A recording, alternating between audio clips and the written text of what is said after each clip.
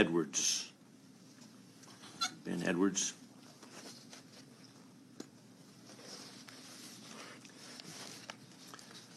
Dr. Edwards, welcome. Get situated there, then introduce yourself and give us your testimony.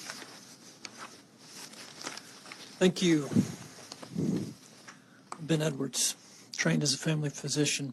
Did my undergrad at Baylor, UT Houston Medical School, and then Waco for family practice residency training where I was chief resident. I spent the first 7 years in private practice at Garza County Health Clinic in Post, Texas as the only physician in the county. The last 7 years, 8 years, I've had my own practice, Veritas Medical, in Lubbock, Abilene, and San Angelo. We have offices. Thank you for the opportunity to testify today. I'd like to begin with a reminder to everyone about the definition of evidence-based medicine that Sackett, Strauss et al. Laid out back in 2000. They stated that the elements of evidence-based practice are the integration of best research evidence with clinical expertise and patient values. Patient values trump clinical expertise, and clinical expertise trumps the scientific evidence. I'm also concerned that the forced and coerced COVID-19 vaccinations would, in my opinion, be a violation of the Nuremberg Code, the UN International Covenant on Civil and Political Rights, Article 7, the UN Universal Declaration of Human Rights, Article 3, and UNESCO's Article 6 of the Universal Declaration of Bioethics and Human Rights. In addition, I have some concerns similar to what Senator Hall already mentioned. According to the CDC's Vaccine Adverse Event Reporting System, which I have some updated numbers from last night when I downloaded these, 4,178 deaths are now being reported on VAERS. To give some context, over the past 20 years, all vaccinations combined, there were a reported 4,182 deaths over the past 20 years. In the past 4 months, we're now sitting at 4,178 deaths associated with the COVID vaccine reported to VAERS. This includes a 15-year-old boy in Colorado, 2 16-year-old girls in Wisconsin, a 17-year-old girl in Wisconsin, and a 17-year-old boy, all healthy. He was in New Hampshire. The evidence is pretty clear that VAERS grossly underestimates the adverse events that are reported. A study commissioned by the Department of Health and Human Services, this is in 2010, and Harvard carried out this study. And the conclusion was only about 1% of adverse reactions are ever reported to VAERS. A similar study in 2015 by Shimbukuru et al. Came to a similar conclusion. A 1995 report by CDC also found that certain adverse reactions to vaccines are reported about 1% of the time. Even the vaccine manufacturers themselves have estimated a 50-fold underreporting of adverse reactions. So I have grave concern about the underreporting of these adverse reactions to VAERS, and even at that, we're over 4,000 now in deaths. To give you some context, as Senator Hall already mentioned, the 1976 swine flu epidemic, after recording 500 cases of paralysis and 53 deaths, the vaccine was pulled off the market. Personally, I've received numerous reports from family members of my patients, close friends to my patients, that within hours to days of receiving the vaccine, they've suffered from stroke, heart attack, pulmonary embolism, blood clots, sudden death.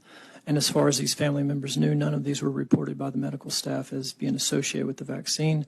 So my concern is there is indeed a vast underreporting.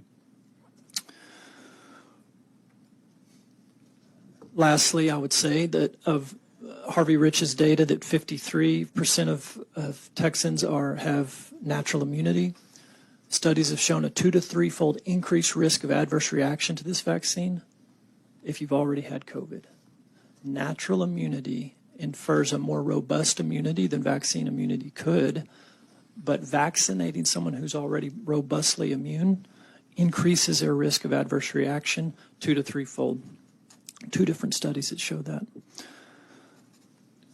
And probably the last thing I would have to say is I'm very much a proponent of preserving the individual doctor-patient relationship. It's a sacred relationship, and I believe nothing should come between that. And ultimately, it's up to the patient to decide how they want to treat their body. And on a personal note, I believe that God gave us an amazing, robust immune system, and I don't think you can improve on God. Not everyone obviously has to agree with that, but for those that do and choose to rely on that natural immunity, I think we need to uphold that right to do so without any adverse outcomes on their livelihood. Thank you for the opportunity to speak. Happy to answer questions. Dr. Bartlett, thank you. Any questions? You can witness. Senator Hall? Do have a couple of questions for you. One is, do people with natural immunity to COVID need a vaccine? And is there any increased risk of the natural immune system individuals having an adverse reaction to the vaccine? Natural immunity is more robust than vaccine immunity. There's a study from the original SARS back in 2002. The people that survived that first SARS, they've looked at them 17 years later, and they showed robust immunity still to SARS-CoV-1 17 years later. Historically, we've always known that natural immunity tends to last a lifetime, i.e. the measles. Natural immunity will last a lifetime. So no, I don't believe there's any need to vaccinate someone who's already acquired natural immunity. And we need to remember natural immunity is more than just antibodies. You have T cells, natural killer cells. You've got the innate immune response. You've got a robust immune system, not just antibodies. And to the second part, reiterating that if you've already had COVID naturally, and some of these will be asymptomatic people, and some people won't have a positive antibody test because their T cells were strong enough they didn't need to mount an antibody response. So you can't catch all these guys with an antibody screen. But if you've had natural immunity, over 50% of Texans have, then you're at a 2 to 3-fold increased risk of adverse reaction if you get vaccinated. Can people do anything about their immune system? Absolutely. Thank you for asking, Senator Hall. I transitioned from conventional family practice medicine to integrative medicine, integrating our God-given natural ability for the body to fix itself. And it's clear in the literature that if we steward this God-given design through nutrition, proper nutrition, hydration, exercise, sunlight, most importantly, peace, not fear. Fear has overcome this nation. The spirit of fear that I don't submit to has overcome this nation, in my opinion. And if that's influencing policy decisions, I don't want to have to be subjected to those policies. So yes, there's much that you can do to improve your immune system. And it sounds too simple, but it's true. Eat God food, not man food. Exercise, get some sunlight, move around a little bit, and most importantly, be at peace. Your immune system will do what it's designed to do. Thank you. Thank you, Dr. Edwards. Doctor, thanks for your testimony. Thank you for being You're welcome. Thank you all. here. The chair calls